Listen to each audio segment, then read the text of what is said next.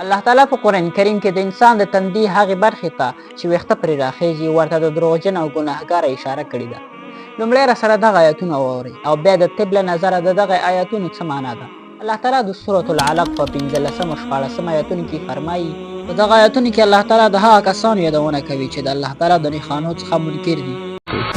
كلا لئن لم ينته لنسفعا بالناصية ناصية كاذبة خاطئة.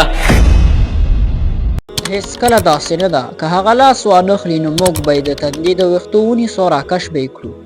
هغه تندی چې درواغجن او ډېر خطاکار دی. ناصیه د انسان د تندي هغه برخه ده چې په کوم ځای باندې ویښته راخیږي. نو ولې الله تعالی د انسان د تندي دغې برخې ته د درواغجن او خطاکاره اشاره کړې ده؟ طب وایي ځکه الله تعالی د تندي دغې برخې ته د خطاکار او درواغجن اشاره کړې ده.